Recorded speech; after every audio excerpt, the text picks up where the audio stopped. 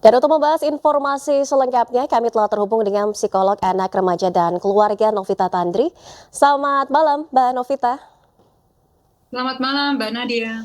Iya, Mbak Novita, dalam Undang-Undang Penghapusan KDRT ini disebutkan jika ada dugaan KDRT, maka orang-orang terdekat dari pelaku harus segera dievakuasi. Namun ini justru setelah sang istri dirawat di rumah sakit, para anak-anaknya justru dalam kuasa pelaku hingga akhirnya dibunuh. Apakah Anda menilai ada dugaan kelalaian dalam penanganan laporan KDRT ini, Mbak Novita? Sangat bisa, Mbak. Memang sebaiknya pada saat ada terjadi KDRT, apalagi sudah ada laporan polisi, dan dalam hal ini ibunya sudah masuk rumah sakit karena mendapatkan tentunya trauma di badan secara fisik. Dan harusnya memang harus disingkirkan dalam arti dipisahkan daripada pelaku yang melakukan KDRT tersebut, dan ini tidak dilakukan. Kelalaian sangat bisa terjadi di sini, Mbak. Baik, Mbak Novita, polisi menyebutkan ini motif ekonomi menjadi dasar pembunuhan secara sadis yang dilakukan oleh pelaku. Bagaimana analisa Anda? Apakah ini logis untuk menjelaskan pembunuhan secara keji yang dilakukan oleh ayah kandung para korban ini, Mbak Novita? Kalau hanya satu-satunya sebagai alasan secara ekonomi mungkin tidak ya Mbak ya. Ada faktor lebih dari satu rasanya di sini. Kalau saya melihat salah satunya adalah felisida altruistik Mbak Nadia, yaitu ada satu gangguan mental yang menganggap dengan menghabiskan nyawa anak kandungnya sendiri justru melepaskan penderitaan, kesulitan hidup, kesusahan, kesulitan yang sedang dialami oleh anak-anaknya. Dalam hal ini ada 4 anak. Atau yang kedua, karena juga ada faktor sosiologis. Dalam arti karena terjadi KDRT yang tinggal di tempat kontrakan ini, yang berhubungan dengan tetangga, dan pada saat dibawa ke rumah sakit dan adanya laporan polisi di apa ya dikirimkan surat supaya bisa melapor ke polisi untuk dimintain berita. Biasanya ada yang disebut dengan berita acara pemeriksaan. Sang ayah ini mungkin merasa sangat-sangat malu, ada cibiran di sana, ada omongan di sana di antara tetangga, jadi membuat dia ada tekanan secara psikologis. Dan juga yang tadi di awal kita katakan sebagai adanya ekonomi, sangat bisa juga terjadi karena baru pindah kerja sebagai supir taksi di salah satu perusahaan taksi yang cukup terkenal di Indonesia. Jadi saya lihat ada faktor psikologis di sana, felisida altruistik, kita harus gali lebih dalam apakah ini satu-satunya atau ada gangguan bipolar di sana. Kedua yang tadi sosiologis, dan yang ketiga adalah baru masuk ke ekonomi tadi, Mbak. Baik, Mbak Novita, jadi ada dugaan tekanan psikis yang sangat kuat dan juga dugaan gangguan kejiwaan. Lalu bagaimana dengan pesan bertuliskan dengan menggunakan darah yang ditinggalkan diduga kepada istrinya dan juga dengan cara membunuh anak-anaknya yang sangat sadis dengan cara dibekap? Analisanya, Mbak Novita. Mbak, kalau saya melihat bahwa felisida altruistik, ada yang satu juga disebut dengan balas dendam kepada pasangan. Karena saya melihat di sini selain dia setelah membunuh 4 anak kandungnya, dia juga berusaha untuk membunuh dirinya sendiri walaupun tidak berhasil. Jadi ada semacam, kalau lihat dari tulisan yang ditinggalkan di lantai bahwa puas, thanks for all, kurang lebih seperti itu ya Mbak ya. Iya. Dan saya lihat mungkin ada unsur di mana dia ingin memberikan semacam balas dendam dengan mengirim anak-anaknya ke alam maut. Jadi ada semacam, jadi harus kita telusuri sih lebih dalam mengenai hal ini, Mbak Nadia. Baik, Mbak Novita, apa saja ciri-ciri seseorang mengalami masalah psikis dan mungkin apa yang bisa kita lakukan untuk menolong orang dengan masalah psikis ini agar tidak membahayakan, Mbak Novita? Iya Mbak, ini tentunya memang kesehatan mental begitu pentingnya ya. Kita melihat di sini bahwa begitu banyak faktor-faktor yang bisa menyebabkan kesehatan mental yang kalau tidak ditangani dengan baik bisa mengarah kepada gangguan mental. Nah, gangguan mental ini sangat bisa bukan hanya mengancam nyawa diri sendiri, tetapi juga bisa mengancam nyawa orang lain. Dan kalau dalam hal kasus ini adalah anak-anak yang sebenarnya anak-anak balita yang punya masa depan yang harusnya lebih panjang dan lebih cerah mestinya kalau berada di tangan orang tua yang tepat.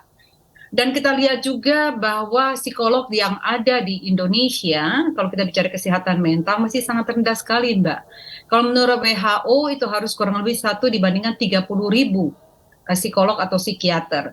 Tapi di Indonesia kita hanya punya 11.500 psikolog, Mbak, untuk 270 juta penduduk di Indonesia.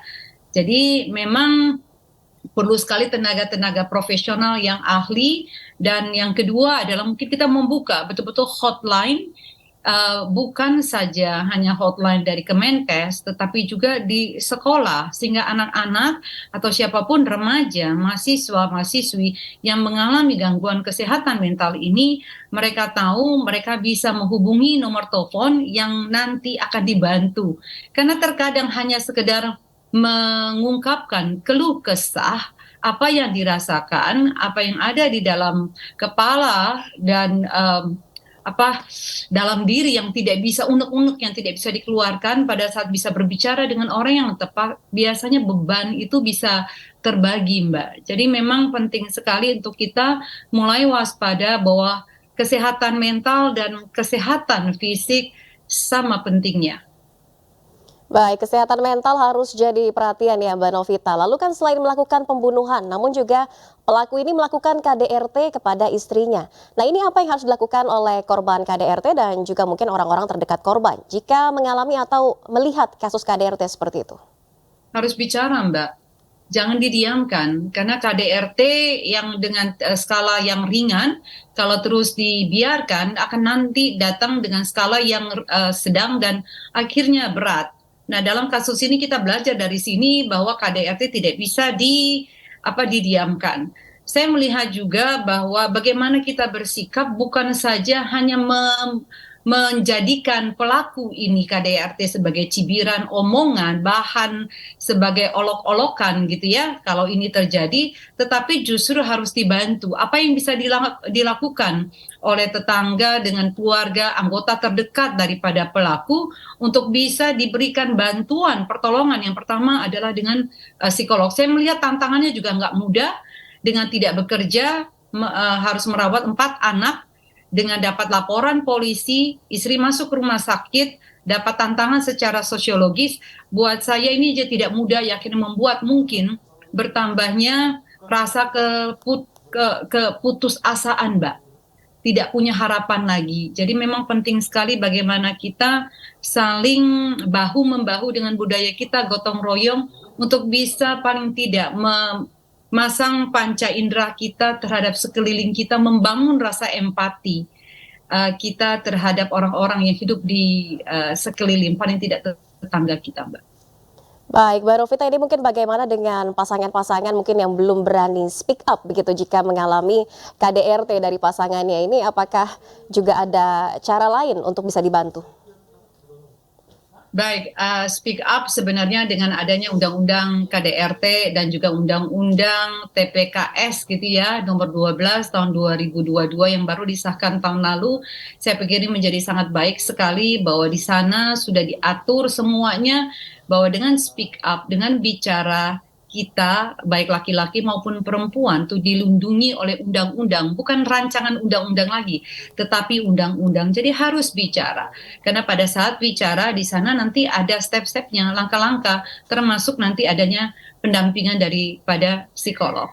Dan juga buat tantangan kita juga adalah belajar bahwa menjadi orang tua, menjadi suami istri, terlalu banyak faktor yang harus diperhatikan.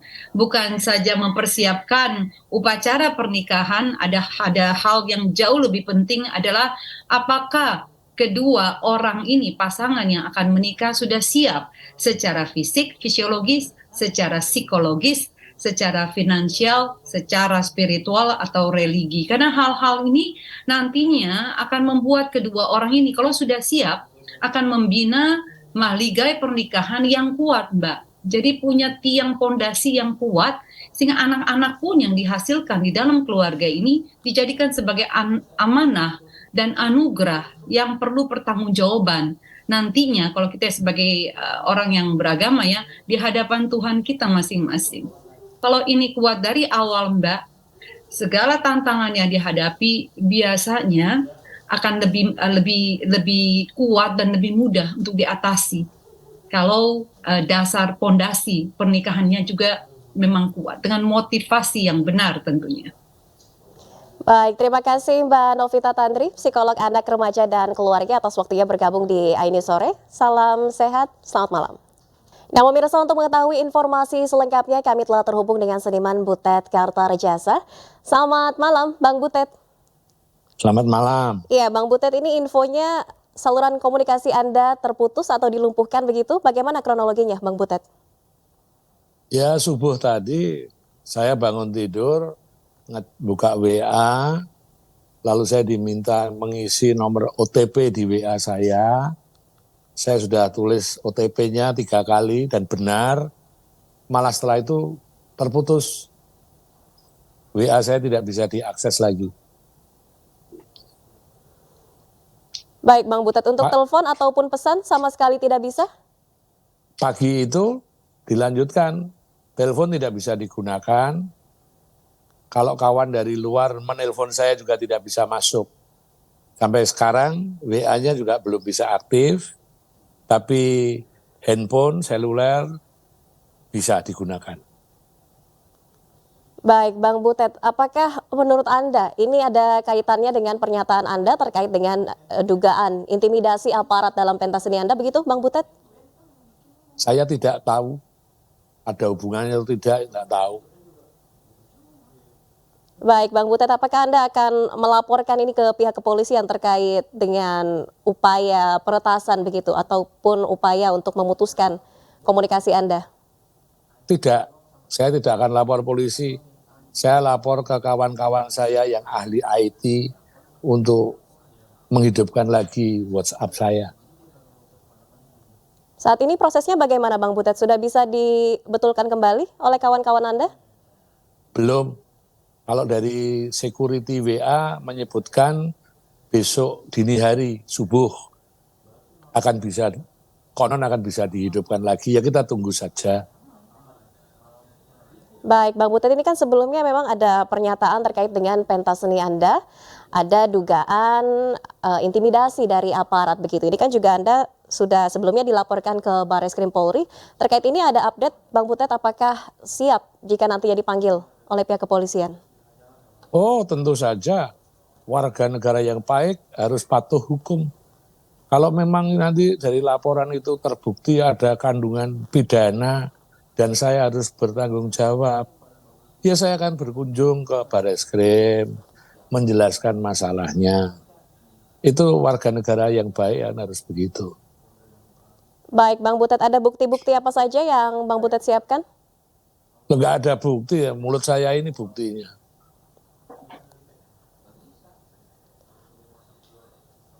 Baik, Bang Butet, terkait dengan akses komunikasi yang terputus ini, jika nantinya sampai besok pagi ini belum bisa dipulihkan kembali seperti itu, ada upaya selanjutnya, Bang Butet?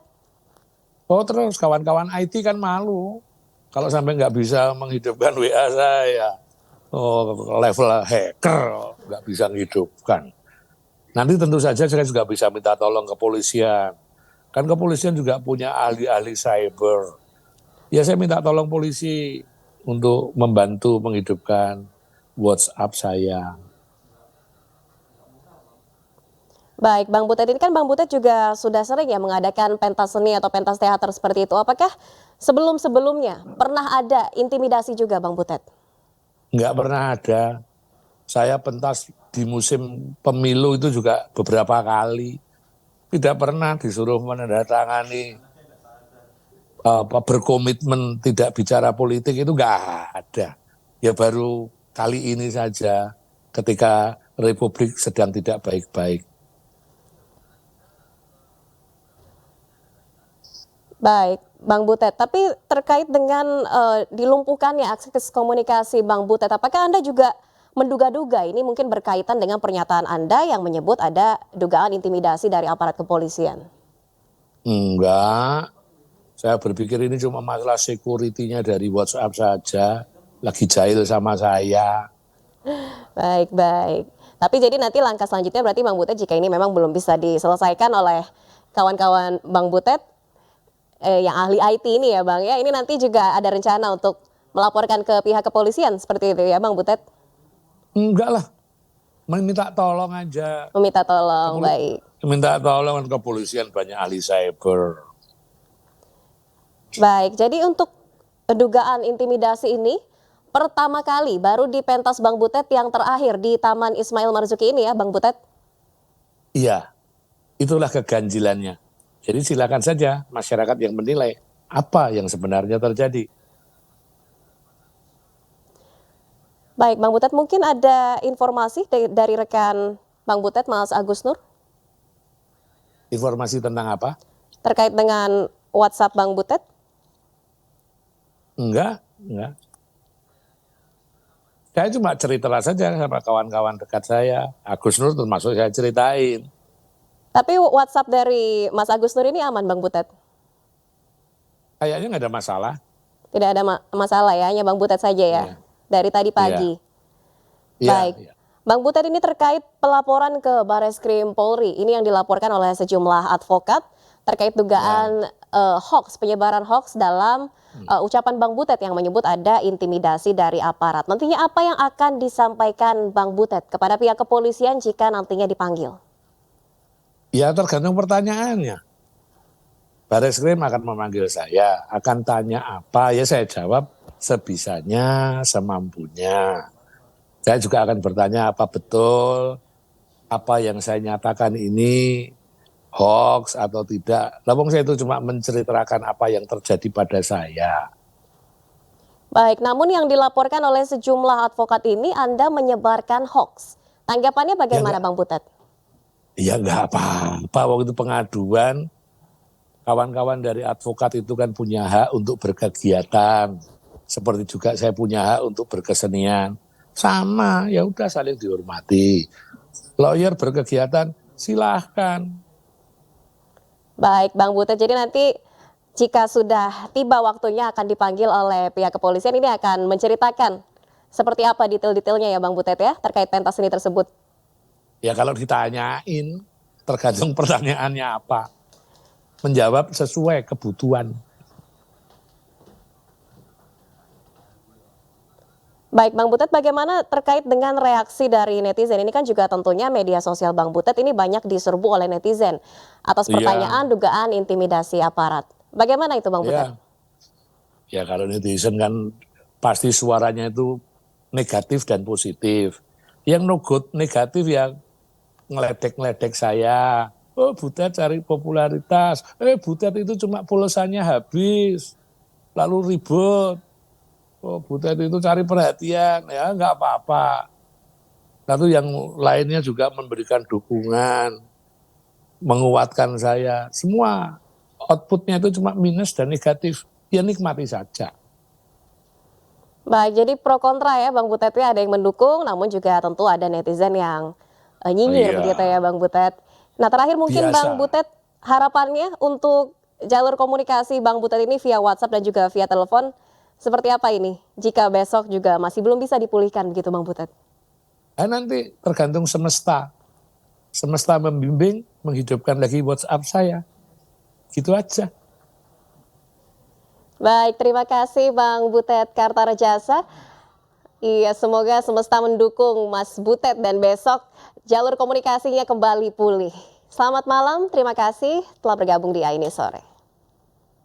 Ya pemirsa, program pencegahan stunting yang digagas MNC Peduli bersama pemerintah Kota Jakarta Pusat di Kelurahan Galur, Johar Baru, Jakarta Pusat mulai menunjukkan hasil. Bantuan makanan bergizi bagi belasan anak yang mengalami gangguan pertumbuhan berhasil menambah berat badan mereka.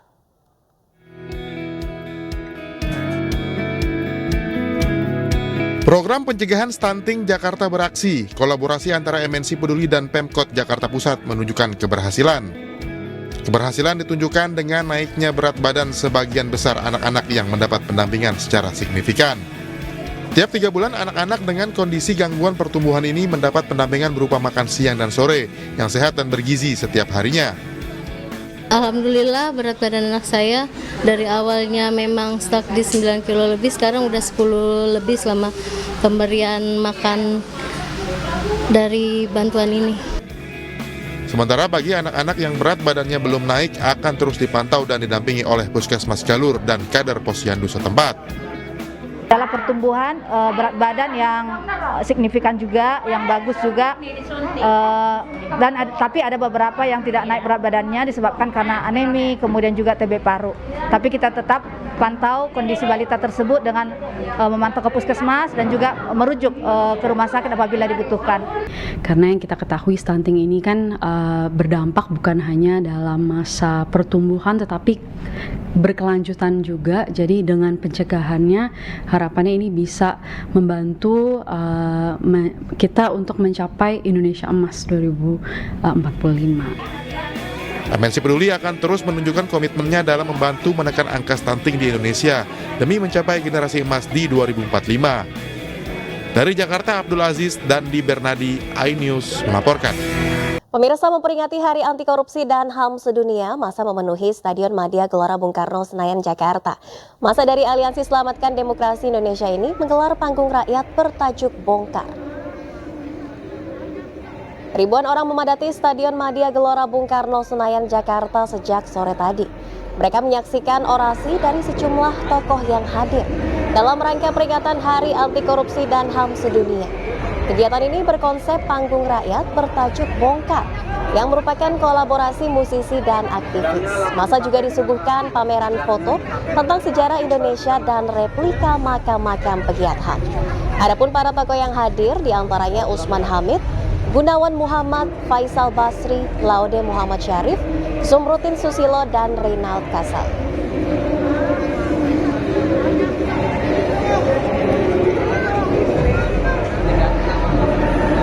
Dan pemirsa, untuk membahasnya kami telah terhubung dengan juru bicara TPN Ganjar Mahfud, Tama Satria Langkun. Selamat malam Mas Tama. Halo, selamat malam Mbak Nadia. Iya Mas Tama, apa yang menjadi dasar gagasan memilih Nusa Kambangan menjadi penjara untuk koruptor, Mas Tama? Ya, ini mungkin lebih kepada simbol Mbak, bahwa sebetulnya Ganjar Mahfud terkait dengan visi-visi pemberantasan korupsi, salah satunya adalah soal memaksimalkan hukuman bagi para terpidana korupsi. Nah, sebetulnya gagasannya ada di sana. Dan kemudian kenapa ada istilah Nusa Kambangan di sana? Karena kan juga kita ketahui bersama bahwa ketika bicara soal Nusa Kambangan, tentu itu identik sekali dengan yang namanya penjaranya angker lah, kira-kira begitu. Nah, dalam konteks itu sebetulnya juga kita berharap ketika ada pelaku tindak pidana korupsi itu dianggap kejahatan yang berat, kejahatan yang luar biasa, sehingga jangankan sanksinya, tempat untuk pemidananya pun juga jauh di seberang sana. Kira-kira begitu poinnya, yang kemudian tidak seperti sekarang yang itu ada dekat dengan perkotaan. Demikian Mbak Nadia. Baik Mas Tama, tapi kan ini yang menjadi tantangan adalah implementasinya. Lalu ini bagaimana nantinya ini bisa terrealisasi untuk menjadikan Nusa Kambangan menjadi penjara bagi para koruptor? Ya, sebetulnya secara teknis kita punya banyak sekali isu ya kalau kemudian kita bicara soal lapas, soal over capacity, kemudian bagaimana hukuman atau kemudian pidana itu diberikan kepada pelaku tindak pidana korupsi, ini terus menjadi catatan. Tetapi kalau kemudian hanya memindahkan yang kemudian tadi Nusa Sukamiskin begitu jadi Nusa Kambangan, ya tentu itu tidak berat ya, sesuatu yang bisa dilakukan. Jadi kemudian misalnya pelaku tindak pidana korupsi semuanya ditaruh di sana, tidak seperti sekarang yang kemudian tersebar di mana-mana, yang juga ada ditahan juga sebagian besar suka miskin. Jadi secara teknis itu tentu saja sangat bisa untuk dilakukan.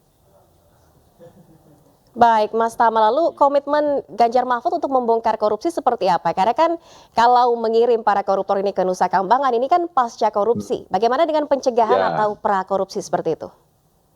Ya, ini kan sebetulnya menjadi satu kesatuan yang saya sampaikan di awal tadi. Esensi dari hukuman kepada korupsi itu adalah memberikan sanksi yang maksimal.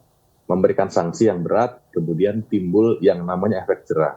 Nah, untuk sampai ke sana tentu saja ada banyak hal yang kemudian kita tawarkan dalam visi misi yang sudah disusun dan dijelaskan juga kepada publik. Ya, pertama tentu saja bicara soal merevisi regulasinya, aturan-aturannya. Undang-undang tindak pidana korupsi kita ini sudah hampir 23 tahun, itu belum ada revisi, padahal modus, pola, jenis kejahatan korupsi itu terus berkembang. Nah, undang-undang kita belum bisa menjawab itu. Nah, itu kita pasti akan revisi. Kemudian undang-undang perampasan aset, sehingga kemudian sanksinya bisa lebih berat lagi. kemudian juga memudahkan para penegak hukum untuk bisa mengambil aset atau hasil kejahatan dari tindak pidana korupsi, dan yang kemudian juga kita tidak lupakan adalah penguatan lembaga-lembaga negara. Jadi untuk bisa dibongkar perkara korupsi, tentu saja kita butuh KPK yang kuat, kepolisian yang kuat, kejaksaan yang kuat. Dan tentu saja ketiga lembaga ini harus punya hubungan yang baik dalam konteks harmonisasi pelaksanaan penindakan perkara tindak pidana korupsi. Jadi ada banyak tahapan yang sudah kita siapkan agar sanksi yang maksimal, sanksi yang berat untuk pelaku korupsi itu bisa dijatuhkan di negara kita. Baik, lalu nanti di era kepemimpinan Ganjar Mahfud, begitu, apakah hanya KPK yang bertugas ataupun bertanggung jawab memberantas korupsi, ataukah nanti akan ada yang lain, Mas Tama? Tidak, Mbak. Karena kalau kita bicara soal pemberantasan korupsi, dengan desain KPK yang seperti sekarang, tidak mungkin KPK bisa berantas korupsi se-Indonesia. Karena memang KPK itu punya batasan penanganan perkara, dia hanya menangani perkara-perkara yang orang bilang itu adalah big fish atau perkara-perkara yang besar. Nah, perkara-perkara yang lain tentu saja kita masih butuh kepolisian, kita masih butuh kejaksaan. Jadi tidak ada monopoli penanganan perkara korupsi. Yang ada adalah harmonisasi. Kalau koruptornya aja saling kerjasama, saling kolaborasi antara mafia, masa penegak hukumnya nggak kerjasama? Nah, maka dari itu tidak hanya KPK, tentu saja lembaga seperti kepolisian, kejaksaan diperkuat dan harus harmonisasi dalam penanganan perkara tindak pidana korupsi. Baik, Mas Tama, terkait dengan pemberantasan korupsi di Indonesia saat ini, kalau Anda melihat apa yang masih harus diperkuat, terutama dari aparat penegak hukum, seperti itu? Ya, tentu saja ada banyak sekali ya, Mbak. Kita masih punya banyak PR. Kalau kita bicara soal IPK atau Indeks Persepsi Korupsi atau CPI, yang kemudian itu dilansir di seluruh negara, begitu, itu kita masih punya catatan dan hari ini IPK kita yang paling rendah dalam kurun waktu 2 periode terakhir. Jadi dari 2015 sampai dengan hari ini yang paling rendah adalah sekarang. Nah, tentu saja ini menjadi salah satu ukuran atau pijakan agar kita bisa melakukan kerja-kerja pemberantasan korupsi yang lebih efektif. Nah, kalau pertanyaannya, bagaimana apa yang perlu diperkuat? Tentu saja yang saya garis bawahi adalah soal koordinasi penanganan perkara, soal harmonisasi penanganan perkara. Ini yang kemudian memang harus kita tekankan sedari awal. Jadi KPK punya teman yang namanya kepolisian, kepolisian punya teman yang namanya kejaksaan, dan semuanya berteman untuk berantas korupsi. Nah, konsepnya sederhana itu. Namun dalam urusan teknis tentu saja ada banyak langkah-langkah yang harus kita siapkan. Misalnya dalam hal data penanganan perkara. Saat ini kan belum terintegrasi secara keseluruhan. Nah, ke depan kita berharap terintegrasi. Kalau ada perkara-perkara yang macet, perkara-perkara yang mangkrak, itu kemudian bisa saling melihat, bisa saling berkoordinasi. Tentu saja dalam konteks hal ini, KPK menjalankan tugasnya untuk melakukan supervisi. Nah, ini yang harus kita perhatikan. Kemudian yang lain-lain kita juga harus lihat misalnya soal undang-undang yang belum ada, kita belum punya undang-undang perampasan aset, KPK, kejaksaan, kepolisian tentu masih sulit untuk merampas aset secara maksimal buat mengembalikan kerugian negara kepada negara kita. Ini karena memang regulasinya belum diatur secara serius dan masih ada yang bolong-bolong. Ini yang menjadi PR ke depan. Sehingga ketika Mas Ganjar dan Prof. Mahfud terpilih, saya rasa ini akan menjadi salah satu prioritas yang kita kerjakan, Mbak. Baik, Mas Tama, ini merupakan harapan kita bersama ya terkait dengan pemberantasan korupsi di Indonesia.